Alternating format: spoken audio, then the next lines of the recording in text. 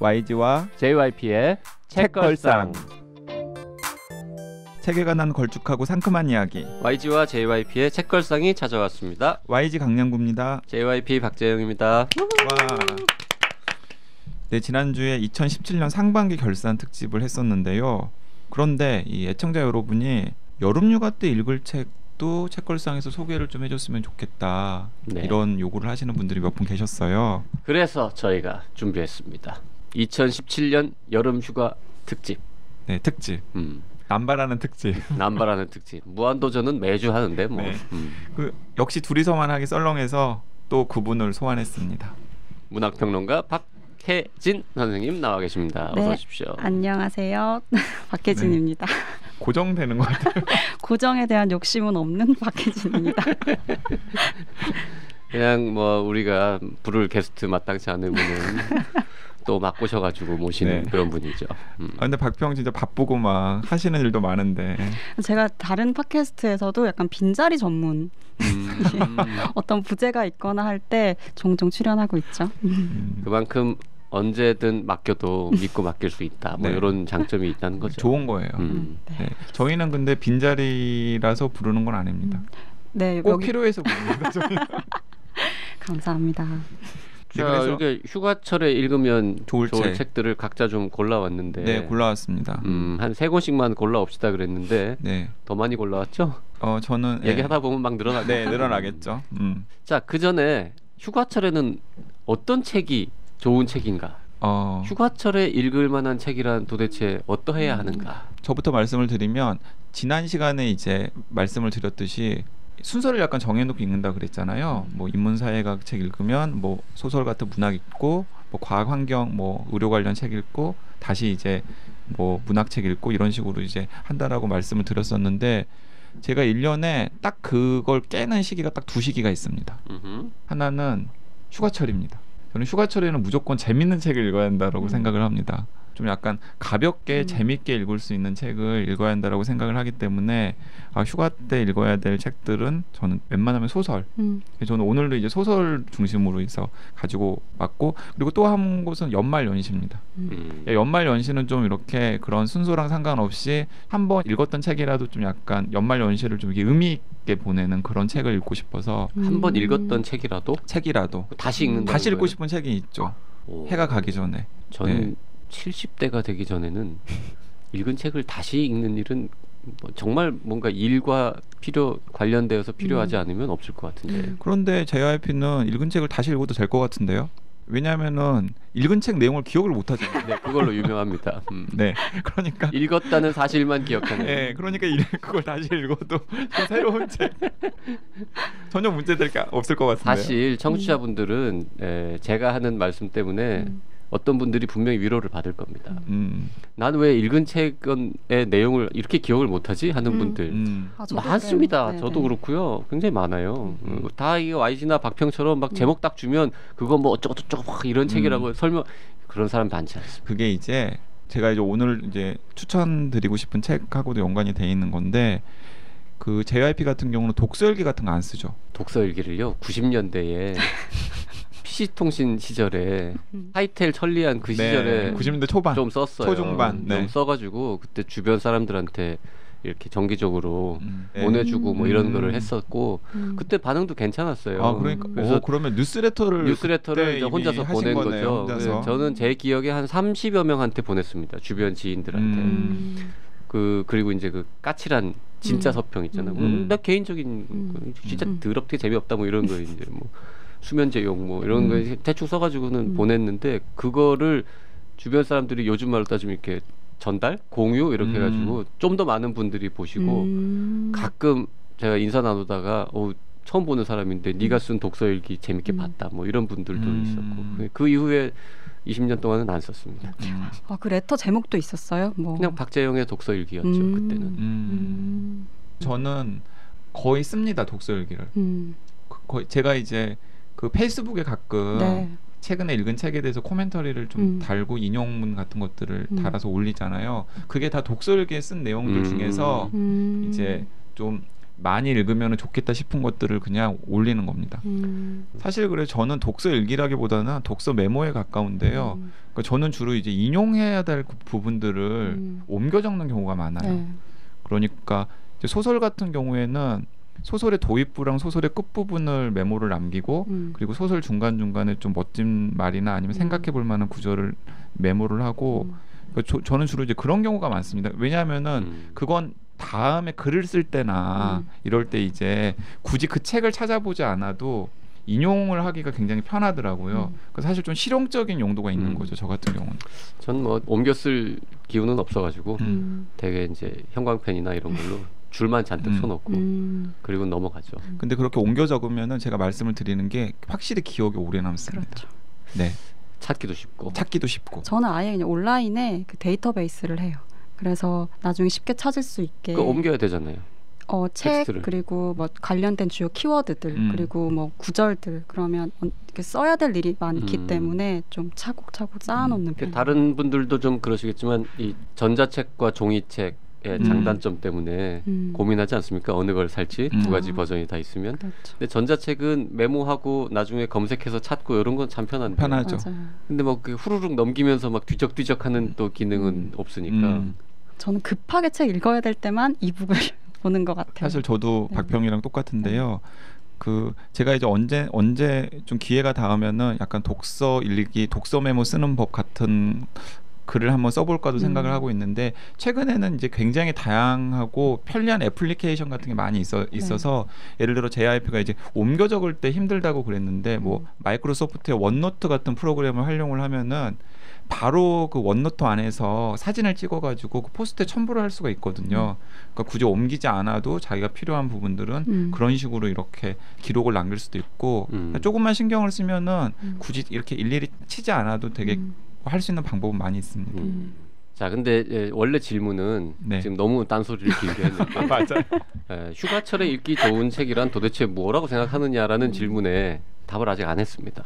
소설이라고 했죠. 네. 그 끝 그냥 네. 소설? 재밌는 책 저는. 재밌는 책. 박평은 어떤 책이 좋은 책입니까? 저도 두 가지인데 일단 휴가는 쉬는 시간이잖아요. 그러니까 쉴 수 있는 책, 편한 책이어야 되고 근데 휴가는 항상 끝이 있잖아요. 다시 돌아가야 되기 때문에 그때 조금이라도 도움이 되는 책, 그러니까 재충전하는데 좀 필요한 책들. 예를 들면 뭐 좀 아이디어를 얻을 수 있는 모티브가 된다거나 그런 책들을 좀 찾는 편이죠. 네. 약간 그런 의미 있는 책들을 좀 읽어야 되겠네요. 근데 의미는 있는데 좀 방식이 재밌고 길거나 하지 않은 책들. 네. 크리에이티브한 책들을 좀 찾는 편이에요. 전 딱 두 가지입니다. 휴가철에 책을 고르는 조건은 일단 무조건 재밌어야 된다. 역시. 그 다음에 또 하나는 휴가철 아닐 때 평시에 저거 한번 읽어야 되는데 이러면서 몇 달, 심지어 몇 년 혹은 막 10년 넘게 계속 벼르던 책 이번 휴가철에 한번 끝내보자 뭐 그렇게 해서 보통 고르죠. 그래서 오늘 제가 갖고 온 책도 그런 책들. 자, 한번 좀 공개를 해볼까요? 뭐부터 할까요? 오늘 지금 이 시간에는 저희가 읽은 책들 중에서 맞아요. 요거 휴가철에 읽기 딱 좋습니다라는 거를 좀 추천할 거고 다음 시간에는 우리가 아직 안 읽었는데 나 이번 여름 휴가 때 요거 읽을 거야 라는 내용으로 방송을 진행해 보도록 하겠습니다. 자, 어떤 분이 먼저 읊을까요? 우리 두 명이 동시에 들고 온 거부터 얘기할까요? 아, 그럴까요? 저희가 지금 각자 아무런 사전 약속 없이 휴가철 추천 도서 3개씩만 갖고 와봅시다 했는데 당연히 9권이 될 줄 알았는데 8권이 됐습니다. 네. 한 개가 YG와 JYP가 겹쳤습니다. 그 책은 많이 아실까 근데? 잘 모르실 것 같아요. 이럴 때 추천하죠. 뭐. 심플 플랜이라는 책입니다. 이 책은 스콧 스미스라고 하는 작가의 데뷔작이에요. 네. 1998년에 나온 데뷔작인데 스티븐 킹이 그 전 세계에서 가장 어쨌든 유명한 이야기꾼 중에 하나의 스티븐 킹이 올해 베스트 서스펜스 작품이라고 극찬을 했던 작품이고요. 또 소설이 나오자마자 샘 레이미 감독이라고 하는 꽤 유명한 영화 감독이 있죠. 샘 레이미 감독의 동명의 영화로 영화화도 됐습니다. 정말 여름에 피서재에서 읽기 딱 좋은 책입니다. 딱 좋은 책이죠. 영화 혹시 봤나요? YG? 영화는 못 봤어요, 저는. 저도 영화는 못 봤습니다. 근데 굉장히 싸늘한 책이에요. 읽으면은 정말 싸늘해집니다. 여름 휴가 때 읽기 딱 좋겠네요. 그렇죠. 겨울 휴가보다는 여름 휴가에 딱 좋은 책입니다. 싸늘해진다는 표현이 맞긴 한데 그 이제 그 표현만 딱 들으면 되게 이제 사망자 숫자가 굉장히 많은 책이라거나 뭐 아니면 막 피칠갑하는 이런 책이라거나 그런 쪽이 아닐까라고 생각하실 분도 있을 것 같은데 그렇진 또 않아요. 물론 뭐 사람이 좀 죽긴 합니다만. 예, 이런 겁니다. 그러니까 이제 그 주인공과 주인공의 형과 형의 친구가 사실은 이렇게 넉넉하게 사는 사람들은 아니에요. 그런데 이제 열심히 사는 사람들이죠. 약간 형은 좀 약간 좀 철부지긴 하지만 어쨌든 주인공은 굉장히 성실하고 열심히 사는 사람인데 이제 우연히 이제 살던 곳에 외곽으로 사냥을 갔나? 뭐 그런 네. 너무 자세하게 얘기하면 네. 우리 한두 끝도 없어요. 아 맞아요. 그냥 미국의 평범한 아저씨, 아주 깡촌에 사는 아저씨 3명이 어느 날 우연히 차 타고 같이 가다가 추락해 있는 비행기를 발견하죠. 그 비행기 안에 현금으로 수백만 달러가 있는 겁니다. 네. 캐시로. 그리고 비행사, 그러니까 조종사가 네. 죽어 있고. 네. 그래서 계획은 굉장히 심플했습니다. 이 수백만 달러를 우리 셋이 어딘가에 은닉한 다음에 잠잠해지면 뭐 6개월, 1년, 2년 잠잠해지면 그 이후에 똑같이 3등분해서 쓰자. 나눠 가지자. 굉장히 심플한 플랜이죠. 근데 그 심플한 플랜이 여러 가지 꼬리에 꼬리를 무는 사건들을 나오면서 결국에는 이제 우연히 찾아왔던 그 행운이 엄청난 일로 이제 커지는 과정을 정말 좀 뭐랄까 차갑게 쭉 그린 그런 소설입니다. 제가 보기에는 굉장히 잘 쓰인 진짜. 그 스콧이라는 작가는 데뷔작으로 그렇게 큰 성공을 사실 거두었고 뭐 어마어마하게 그 많이 팔리지는 않았습니다만. 네, 하지만 영화도 미국에서도 됐고. 굉장히 많이 팔린 편이고 네. 영화 판권도 팔렸고 해서 이제 성공을 했는데 이 양반이 그 다음 책을 안 쓰는 거예요. 그 다음 책을 10몇 년 만에 썼는데 네, 그 책도 YG 읽었나요? 네, 페어? 읽었습니다. 페어라는 책입니다. 왜냐하면 심플 플랜을 읽고서 너무 좋아서 폭풍 검색을 했죠. 당연합니다. 그랬더니 이 페어라는 책도 이제 이 작가가 딱 2권의 소설만 냈어요. 아마 제 생각에 3번째 소설이 한 2, 3년 안에 나올 겁니다. 네, 이분은 10년에 한 권 정도밖에 안 정도씩 쓰는 책을 내는 분인 어떻게 먹고 살지 약간 걱정인데 근데 페어도 킹이 금세기 최고의 호러 소설이라고 극찬을 했던 책인데 어쩌면 이 페어라는 소설은 영화를 이렇게 보신 분들이 있으실 거예요. 2008년에 루인스라고 하는 그게 영어로 페어라는 뜻이죠. 네. 예, 그런 영화로도 만들어졌어요. 그러니까 되게 멕시코 해변에 휴가를 온 젊은 대학생들이 주인공인데 그 대학생들이 근처에 있는 유적지 탐사를 갑니다. 그런데 그 유적지에서 생기는 끔찍한 일들을 그린 소설이에요. 자, 그 루인즈 페어라는 책은 별로 JYP는 추천하지 않습니다. 읽어보셨어요? 네. 일단 그 심플 플랜을 읽은 독자들은 스콧의 다음 책을 읽지 않는 게 오히려 이상할 정도로 심플 플랜은 정말 재밌는 작품이거든요. 근데 너무 성격이 다른. 근데 페어는 완전 딴 이야기고 분위기도 다르고 네. 그다음에 심플 플랜은 사실 이게 실화라고 해도 네. 전혀 손색이 없을 만큼 리얼리티가 있는 작품이라면 솔직히 루인즈는 불가능한 이야기. JYP 그런 거 되게 싫어하거든요. 핵도 없는 이야기거든요. 예, 약간 말이 안 되는 무슨 뭐 이야기구나. 초능력, 무슨 뭐 약간 판타지적인 그래서 요소. 페어는 전 추천하지 않고요. 예. 심플 플랜은 뭐 좋습니다. 근데 이제 그 페어 같은 경우도 저는 스티븐 킹이 극찬한 이유를 저는 알겠는데 약간 그런 겁니다. 그러니까 절대적으로 강력한 어떤 악이라고 하기도 그렇고 힘, 그 힘에 이렇게 짓눌려서 아무것도 하지 못하는 그 사람들의 그런 나약함과 그 다음에 그 사이에 이제 그 사람들 사이에 그런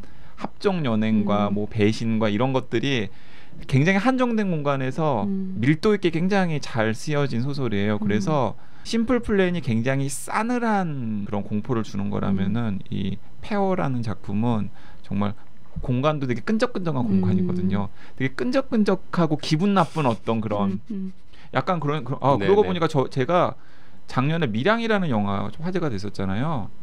작년에 아니, 화제. 작년에 밀양이라는 곡성. 아, 곡성. 죄송합니다. 곡성이라는 영화 화제가 됐었죠. 근데 곡성이라는 영화를 보고서 되게 막 약간 맞아요. 좀 찝찝하고 네. 막 기분 나쁘고 그랬는데 이 페어가 사실 좀 그래요. 그러니까 심플 플랜도 사실은 보면은 되게 약간 정신 건강에 되게 막 좋아지지는 않아요. 뭐 그렇긴 네, 하죠. 그렇긴 하죠. 근데 이 작가가 진짜 매력적이네요. 그렇게 상반된 전혀 상반된. 느낌의 소설을 그렇게 극단. 근데 아마 심플 플랜을 이제 이 방송을 듣고서 추천을 받아서 읽으시면은 페어를 너무너무 읽고 싶어질 거예요.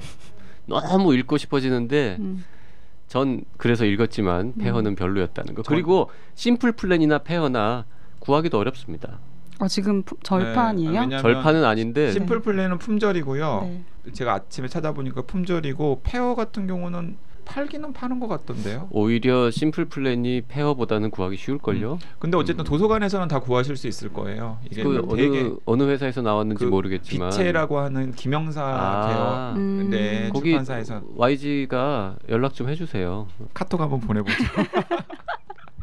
그 심플 플랜이 덜 그나마 저기 상대적으로 우리나라에서 덜 팔리는 이유는 네. 이 스콧이라는 작가가 너무 활동을 안 하기 때문에 네, 새 맞아요. 책도 나오고 막 맞아요. 그래야 이 사람의 네. 전작도 찾아보고 이러는데 사실 저희가 BC가 좀 그랬잖아요. 네. 그렇죠. 네, BC 같은 경우에 이제 끊임없이 계속 책들을 내면서 전작도 화제가 되고 막 관심이 그리고 한국에도 생기고 이러는 오고 거, 네. 한국에도 네. 오고 이러는 건데 이 그 과작하는 이런 작가들이 사실은 그런 좀 약간 한계가 있죠. 소개할 기회가 별로 없는 그렇죠. 작가. 근데 저는 그래서 근데 휴가철 무슨 책을 추천하는 무슨 사보에 글을 쓰거나 무슨 매체에 글을 쓰거나 이렇게 말로 떠들 때 무조건 추천합니다. 아 그렇습니까? 네, 심플 플랜. 그리고 이게 심플 플랜도 그렇고 페어도 그렇고 둘 다 영화가 되었다라고 말씀을 드렸잖아요. 영화도 이제 10년 만에 영화가 되죠. 1998년에 심플 플랜이 영화가 되었고 2008년에 이제 페어가 영화가 되었는데 영화 시나리오에 다 작가가 참여를 했어요. 예, 영화 시나리오도 작가가 자기가 거의 먹고 이제 사는데 아무 지장 없겠군요. 했었습니다. 네. 자, 저희가 둘이서 한꺼번에 강추하는 작품을 하나를 말씀을 드렸고요. 이번에는 박평이 골라온 2017년 여름휴가 추천책. 저는 사실 휴가를 생각하고 읽었던 건 아닌데 오기와라 히로시의 바다가 보이는 이발소라는 책이에요. 네, 이 책은 2016년도 나오키상을 수상한 책인데 나오키상은 그 대중문학 에 주는 상이고 대표적인 것으로는 그 히가시노 게이고 X 그 용의자 X. 네, 이 책이 그 나오키상을 받았던 용의자 거예요. X의 헌신. 네, 용의자 X의 헌신. 그래서 어떤 느낌이신지는 좀 아시겠죠. 그러니까 대중적인 느낌이 많은 재미있는 책들에 주는 상이고요. 이것은 장편 소설은 아니고요. 6편의 단편으로 이루어진 그 앤솔로지 같은 느낌인데 비슷한 책을 얘기하자면 게이고의 나미야 잡화점의 기적 이런 느낌이에요. 굉장히 일상적이고 네. 그 나미야는 소박하고. 장편인데 네. 요거는 단편집이라고 되어 있는데 6편이 네. 서로 연결이 돼 같은 있지 겁니까? 않고 각각 독립된 작품들인데 뭐 어떤 부부가 딸을 잃었어요. 근데 이 딸이 성인이 되기 전에 죽었거든요. 근데 이 친구들이 20살이 돼서 다 기모노를 입고 예쁘게 치장을 해서 성인식을 하는 거예요. 근데 그걸 이제 보던 부모님들은 마음이 아프잖아요. 그래서 엄마가 이 딸의 입장이 돼서 그 성인식을 한다든지 뭐 이런 일상에서 우리가 좀 겪을 수 있는 위로 공감 이런 것들을 좀 따뜻하고 소박한 정서로 전달을 하고 있는 책이에요. 그러니까 일본의 영화들 중에서 뭐 그 한창 저희가 2000년대 들어와서 한국에서 많이 봤던 그 소박하고 따뜻한 일본 영화들 좋아하시는 분들이라면 좀 편안하게 읽으실 수 있는 책이에요. 네. 그러니까 6편의 단편은 서로 전혀 연결은 안 되는 거군요. 네네네. 컨셉이 동일한 책인 거죠. 읽어보면 되게 따뜻하고 네. 좀 그런 네, 좀 아기자기하고 좀 서정적이고 네, 그런 느낌의 그 책이에요. 일본 소설들 중에서 약간 그런 힘이 있는 소설들이 있죠. 그런 책을 가끔 봐줘야 조금 그 탁한 영혼이 좀 맑아지고 일상으로 그럴 텐데. 돌아가는 힘을 좀 주는 것 같아요. 그러니까 이게 회복력 같은 건데요. 그러니까 여러 상처들을 받고 뭐 좀 회복하기 힘든 상처들도 있고 큰 것도 있고 작은 것도 있고 근데 이런 책 한번 읽으면 일상의 소중함이랄까 이런 것들을 조금 뭐 평범한 이야기이긴 하지만 얻을 수 있어서 저는 추천해드립니다. 쉽게 읽겠네요. 얇고. 너무 쉽게 읽을 수 있어요. 좋네요. 요런 거는 휴가지도 아니고 만약에 비행기로 어디를 비행기에서 가신다면 읽기 비행기 좋아요. 안에서 그냥 읽고 끝낼 수 네. 있는. 왜냐하면 또 이렇게 또 단편이 또 끊어지기 때문에 네. 호흡이 짧잖아요. 네. 그러니까 이동하면서 읽기가 참 좋은 네. 거죠. 그러게요. 이 오기와라 히로시라는 분은 유명한 사람인가요? 거기서 책은 많이 냈는데 우리나라에서는 많이 소개되거나 한 작가는 아닌 것 같아요. 저도 이 책으로 처음 본 경우라서. 50대가 된 작가인데 네, 네. 한국에는 덜 알려진 네. 사람이군요. 저는 나오키상 수상작은 좀 챙겨서 보는 편이에요. 저도 챙겨서 보는 편인데 네. 이 오기하라 히로시 작품은 안 봤거든요. 네. 근데 한번 봐야 되겠네요. 기대됩니다. 네. 알겠습니다. YG가 하나 네, 또 이 훈훈한 분위기 제가 한번 깨보겠습니다. 이번에 뭐 피 좀 흘립니까? 피 좀 흘리죠. 그 일본 작가 여기 우리나라에 이제 뭐 미야베 미유키라던가 방금 나온 이제 뭐 히고시노 게이고라던가 히가시노 게이고라던가 이런 좀 이렇게 유명한 이제 일본의 작가들이 있는데 의외로 일본도 그렇고 세계적으로도 굉장히 높이 평가를 받는 기리노 나스오라고 하는 여성 작가가 있습니다. 기리노 네, 나스오 라는 작가가 있습니다. 이름도 처음 듣습니다. 번역이 꽤 많이 되었고 작품 나오는 족족 제가 다 읽어보는 작가입니다. 근데 이 작가의 세계관이 이런 세계관입니다. 초등학생인지 중학생인지 되는 딸 아이가 있는데 딸 아이한테 자기는 이런 말을 종종 한답니다. 엄마가 딸한테 할 소리는 아닌데 세상은 점점 더 나빠질 거야, 아이야. 네. 이런 얘기를 하는 이런 세계관을 가지고 있는 작가입니다. 그러니까 어설픈 희망이라던가 어설픈 연대라던가 어설픈 착함 이런 것들을 이렇게 문학이나 아니면은 글 쓰는 사람들이 뭐 이렇게 피력하고 설교하는 게 얼마나 오히려 무책임한 행동인지 이런 것들을 이제 강조하는 그런 세계관을 가지고 있는 작가인데 사실은 저랑 좀 맞는 세계관. 근데 이분이 이제 쓴 소설들이 굉장히 많이 번역돼 있고 마니아들이 있습니다. 그런데 굉장히 셉니다. 굉장히 세서 사실은 이상한 책을 권했다가는 읽자마자 하시는 분들이 계실까 봐서 그 중에서 좀 덜 세고 유명한 책이 그 아웃이라는 책입니다. 아웃. 네, 아웃. 2권짜리네요. 2권짜리인데 정말 그 심플 플랜과 마찬가지로 한 번 손에 들면 놓지 못할 그런 책입니다. 약간 굳이 따지자면 그런 계열의 책이에요. 델마 루이스 이런 계열의 책이에요. 그러니까 가난하고 그 다음에 뭔가 남성들 그 다음에 무슨 직장의 상사들 아니면은 그 사회의 편견들 사회 두 가지 편견 그러니까 여성에 대한 편견과 그 다음에 약간 계급적인 가난에 대한 압박 때문에 되게 피피하게 살아가는 여성들이 거기에 대해 통쾌하게 복수하는 그런 내용인데 당연히 그 복수하는 과정이 그 심플 플랜처럼 그럴 법하게 이렇게 막 일들이 다 계속 꼬이죠. 근데 그런 것들을 이제 그 여성들이 이제 막 극복을 해 나가면서 어떤 결말로 치달아가는 이제 그런 소설인데 보통 이런 류의 소설 중에서 제일 권위 있는 상이 그 미국의 에드가상이라고 하는 상이거든요. 네네네. 근데 이 책이 일본에서 나온 다음에 미국으로 영어로 번역이 되어가지고 에드가상 후보에 오른 걸로 돼 있네요. 네네네. 최종 후보에 올랐습니다. 2004년도에. 그러니까 98년에 일본의 추리작가 협회상을 수상했고 그게 영어로 번역이 되어가지고 2004년에 이제 미국 에드가상 최종 후보에 올랐습니다. 에드가상을 받을 뻔했으면은 그렇게까지 어마어마하게 세지는 않는 거 아닙니까? 그래서 비교적. 이게 제일 이게 덜 세다는 거죠. 사실은 다른 책들은 이거보다 훨씬 더 셉니다. 그 세다는 게 이제 스토리나 설정, 표현 뭐 다 그 흔히 하는 말로 하드보일드. 네, 하드보일드. 정말 거죠. 하드보일드. 그리고 이제 대체적으로 여성이 주인공인 경우가 많아요. 여성이 주인공인 경우가 많고 이런 표현이 있군요. 여자 하드보일드의 귀재. 네, 이런 별명이 있고. 여성이 주인공이 많은데 그 여성이 무슨 또 그렇게 무슨 되게 착하고 이런 여성도 아니에요. 전형적이지 않은 여성이죠. 그러니까 되게 마음만 먹으면 남을 언제든지 속일 준비가 되어 있고 생존하기 위해서 뒤통수를 칠 준비가 되어 있고 그러면서 이제 보통 하면은 이제 되게 착한 남성 조력자들이 있잖아요. 근데 그 남성 조력자들이 대부분 찌질하고 배신하고 어떻게 하면은 이 여자한테 어떻게 해보려고 그러고 그러면서 이제 또 막 또 스토리를 이어나가면서 또 이제 다른 또 사건들이 생기고 이런 걸 굉장히 잘 쓰는 작가가 여성이군요. 나스오라는 이름 때문에 남자인가라고 생각했는데 이게 필명이고 본명은 하시코 마리코라는 여자 이름이네요. 그리고 이 나스오의 작품 중에서는 그 심지어는 우리나라의 5.18 광주 민주화 운동을 소재로 다룬 소설도 있습니다. 네. 그러니까 주인공 중에 하나가 5.18 민주화운동 생존자로 묘사가 됩니다. 그래서 5.18 민주화운동에 대한 꽤 치밀한 취재를 했던 것 같아요, 나쏘가. 그래서 그게 이제 작품의 중요한 설정으로 들어가 있기도 하고 그렇습니다. 그 책 되게 읽어보고 싶어요. 제목이 아마 다크일 것 같은데요.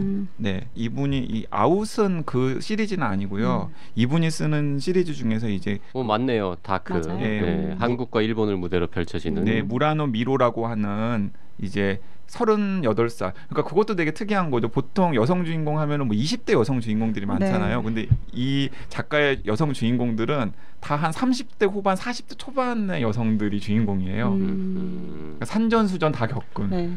그러니까 보통 이런 스릴러들에서 여성들이 되게 대상화되거나 소비되는 방식인데 그렇지 않고 전면적인 주체로 네, 등장하네요. 재밌겠는데요? 네, 재밌습니다. 그러니까 일단은 저는 아웃부터 시작을 하시고요. 이거는 한 권짜리부터 시작할 방법이 없나요? 아니요, 근데 아웃은 말고? 진짜 2권으로 나눠져 있긴 한데 정말 그냥 심플 플랜처럼 단숨에 읽을 수가 있습니다. 그러니까 진짜 휴가지에 진짜 그냥 2권 그냥 가지고 책도 좀 가볍거든요. 두께에 비해서. 네, 아웃을 읽고 나서 야, 이 작가 정말 매력적인데 하는 느낌이 들면 다크를 추천하고 싶습니다. 기왕에 제가 이제 센 소설 3권만 가져왔거든요. 뭐 하나 더 연이어서 센 걸로. 네. 더 센 거 이번엔? 이번 더 센 거죠. 진짜 하드보일드. 네, 돈 윈슬로우라고 하는 작가가 쓴 개의 힘이라고 네. 하는 소설이 있어요. 그 아주 오래전에 장강명 작가 책걸상, 왔을 때 책걸상 2번째 편에서 네. 이제 장강명 작가가 자기가 이 우리에서 오는 통일을 쓸 때 영향을 받았던 책들을 이제 몇 권을 열거를 했는데 그 중에 이 돈 윈슬로의 개의 힘을 열거를 했죠. 맞아요. 개의 힘은 정말 진짜 대단한 책입니다. 그러니까 개의 힘의 이것도 2권짜리지. 네, 2권짜리예요. 네. 그래서 내가 안 읽은 거야. 이 개의 힘의 개가 뭐냐면은 그 성경의 시편의 22장 20절에 이런 표현이 나온대요. 내 영혼을 칼에서 건지시며 내 유일한 것을 개의 힘에서 구하소서. 그러니까 개의 힘이 약간 악이죠. 근데 이제 이 악이 무슨 절대악 이런 게 아니라 사회적으로 만들어진 악이에요. 그 개의 힘이란 소설이 1975년부터 2006년까지 30년 동안 그 마약과의 전쟁 과정에서 연루된 수십 명의 등장인물들이 30년간의 얘기거든요. 그래서 이 책을 읽고서 어떤 분이 올린 포스트를 보니까는 이거 10권짜리 대하소설로 쓰여져야 될 만한 내용인데 그걸 이 분량에 압축을 했다. 30년짜리 이야기고 책도 2권짜리고. 네. 근데 다 그냥 그렇게 어렵지 않게 잘 읽힙니까? 근데 이제 역사적인 배경을 알면은 훨씬 더 재밌게 읽을 수 있다고 그래요. 왜냐하면 이제 그 마약과의 전쟁 과정에서 있었던 미국이라던가 남미라던가 이런 데 있었던 실제 정치적인 사건들이 적재적소에 다 약간씩 이제 등장인물들의 이름 등을 변형을 시켜가지고 들어가 있다고 그래요. 그래서 실제로 마약 전쟁사라던가 아니면 남미와 미국의 관계라던가 뭐 CIA의 그 남미의 좌파 정부 그 방해 공작 작전 이런 것들을 알면은 실제로 이렇게 훨씬 더 재밌게 읽을 수 있는 포인트들이 많다고 하는데 저는 사실은 그런 부분에 대해서 그렇게 막 밝은 편이 아니어가지고 잘 모르고 읽었는데도 소설로서도 진짜로 훌륭한 소설입니다. 원제가 더 파워 오브 더 더. 네. 정말 그냥 개의 개의 힘. 근데 개의 힘. 왠지 좀 한국어판 제목은 잘못 지은 것 같지 않습니까? 그렇죠. 그러니까 이게 이제 어쨌든 특히 매력적으로 들리지는 않는데. 미국 작가고 그다음에 이제 미국의 그런 기독교 문화 속에서 나온 소설의 제목이기 때문에 우리나라에서는 약간 좀 느낌이 좀 다를 수는 있는데 저는 굉장히 포스가 있어 보이더라고요. 제목이 익숙하지 않은 어법인데 그래도 사실은 이 돈 인슬로가 쓴 이 전작이 있거든요. 네. 전작은 정말 무슨 얼토당토하는 탐정을 등장시킨 소설이에요. 탐정과 무슨 부잣집 딸내미의 그런 약간 로맨스 비슷한 뭐 그런 소설이거든요. 하이틴 로맨스 정도까지는 아닌데 그래서 분위기가 너무 달라서 저는 진짜 깜짝 놀랐던 작가이기도 합니다. 네. 네, 어쨌든 센 소설 3권 저는 심플 플랜, 아웃 그리고 개의 힘. 야 이거면 진짜 올 여름 끝이다. 너무 진짜 이런 하드보일드 계열만 3개 쫙 소개했군요. 뭔가가 끝나버릴 것 같은. 그 제가 아까 심플 플랜 우리 같이 추천하면서 누군가가 휴가철에 읽기 좋은 소설로 물어보면 늘 이걸 답한다라고 했는데 저한테도 그런 게 있습니다. 네. 누가 물어보기만 하면 이거지라고 알려주는 거. HQ. HQ. 제가 YG한테도 이거 추천해서. 근데 YG는 저 읽었었죠. 이미 읽었었나요? 제가 읽었었죠. 지난번에 왔을 때 추천해 주셨어요. 네. 해리 코버트 사건의 진실이라는 이건 정말 전형적인 추리 소설은 절대 아닌데 그렇다고 또 이게 전형적인 어떤 정통파 소설도 아니고 액자 소설이라고 불러야 할 것 같기는 한데 역시 전형적이진 않고 하여튼 뭐라고 요즘 그 음식으로 따지면 이노버티브 내지는 뭐 컨템포러리로 분류되는 식당 있잖아요. 네. 퓨전 이런 거 이렇게 촌스러운 거 말고 하여튼 내용과 형식이나 분위기나 이런 것들이 전반적으로 굉장히 독특하고 하지만 기본적으로는 추리 소설이고 막 페이지 터너고 이게 어떻게 되는 거지 이러면서 계속 응? 계속해서 궁금증을 유발하고 반전에 반전을 거듭하고 뭐 이런 분위기의 책이고요. 그리고 또 정말 또 JYP랑 안 어울리는 게 약간 영원한 사랑에 대한 이야기예요. 정말요? 네. 왜 안 어울려? 이 양반이 지금 아 그래 멀쩡하게 잘 살고 있는 사람한테 제가 뭔가 낭만주의랑 거리가 멀어 보여요. 네, 근데 되게 영원한 사랑, 치명적인 사랑, 평생의 사랑 이런 게 또 소설에 깔려 있는 또 모티프예요. 단 하나의 사랑. 네, 단 하나의 사랑 맞습니다. 맞죠? 정확하잖아요.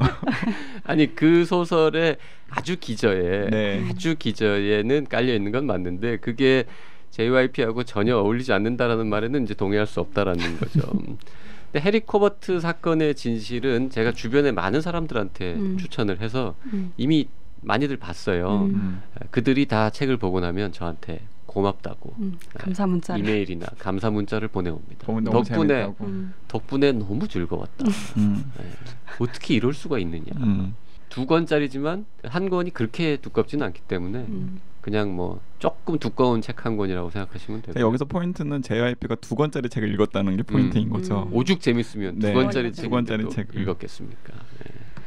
그래서 요즘 하나만 더 애드하면은요 조엘 디케르라는 이제 프랑스 친구가 그것도 너무 신기해요. 젊은 친구가 쓴 책인데 뭐 당연히 배경은 미국이에요.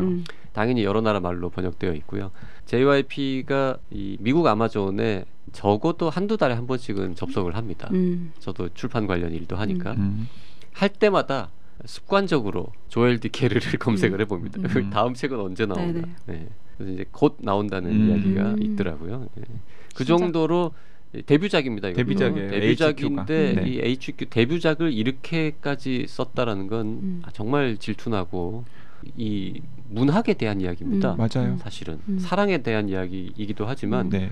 문학 전 세계의 문청들을 사로잡을 수 있는 이런 책이고 욕심, 거짓말, 뭐 욕망 이런 것들이 다 얽히고 설켜 있는 굉장히 재미난 책이고요. 휴가철에 읽기에는 뭐 최고죠. 네.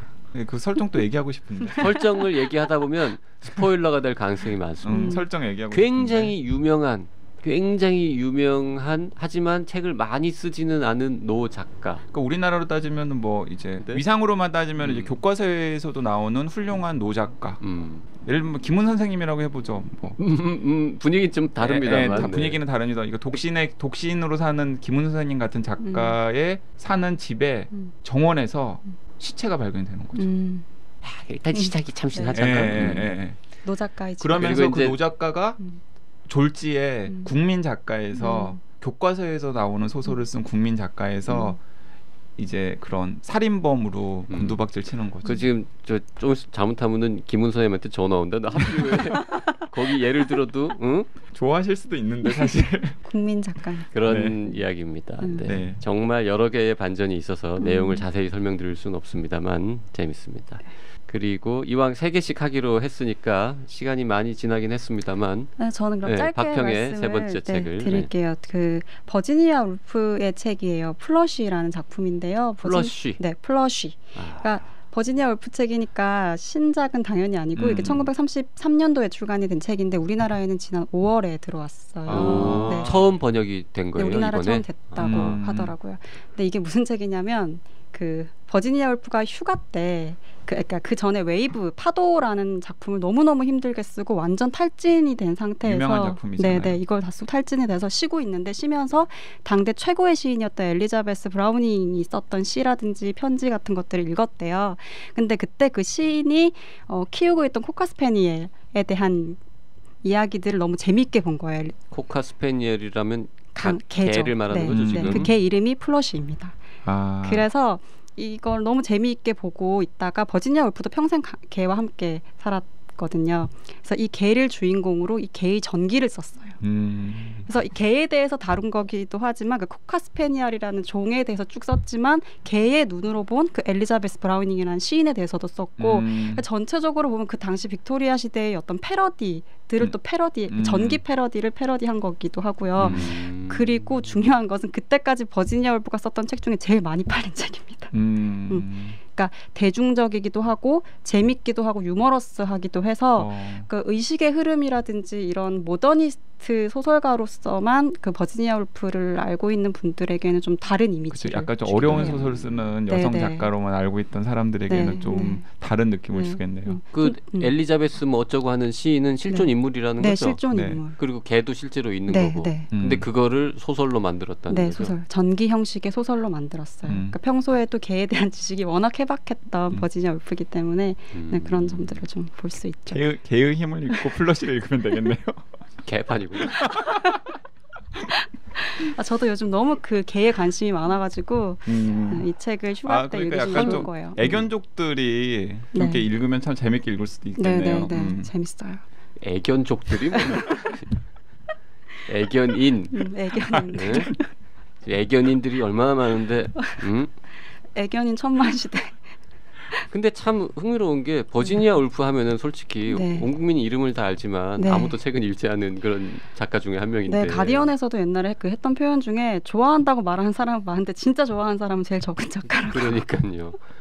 대중적이지 않은 작가인데 네, 네. 그분이 쓴 모든 책 중에 가장 대중적이라고. 그러니까 그때까지 썼던 책 중에는 제일 많이 팔렸던 그 이후에 책이에요. 더 많이 팔린 책이 있습니까? 뭐 사실 그 이후에 에세이들도 뭐, 그렇고 예. 아, 에세이들. 뭐 어쨌든 자기만의 방향. 그 중에서도 소설 중엔 특히 가장 대중적이라고 알려져 있는 네. 소설인데. 이게 많이 팔려서 버지니아 울프는 좋아하지 않았대요, 겉으로는. 왜냐하면 이게 뭐 평가할 때 그 여성의 섬세함이라든지 이런 게 좀 돋보인다라고 평가를 하는데 그런 건 싫어했던 거죠, 버지니아는. 네. 어쨌든 1933년에 네, 네. 출간된 책인데 네. 2017년에 처음으로 번역되어서 나왔다는. 네. 그것만 해도 일단 특이하네요. 그동안은 왜 안 나왔을까요? 버지니아 울프 책을 아무도 안 산다는 거죠, 한국에서는. 그리고 진짜 이건 애견인들을 염두에 둔 책인 것 같아요. 네. 그럴 수도 있을 것 같아요. 네. 두껍습니까? 아니요. 얇아요? 두껍지 않아요. 좋은 네. 책이네요. 자, 저도 뭐 하나 더 추천해야 되겠길래 사실 마음은 못 정하고 왔는데요. 그냥 메모를 이렇게 갖고 왔습니다. 사람 이름 하나 써놨습니다. JYP가 가장 사랑하는 작가 폴 오스터라고 적혀 있습니다.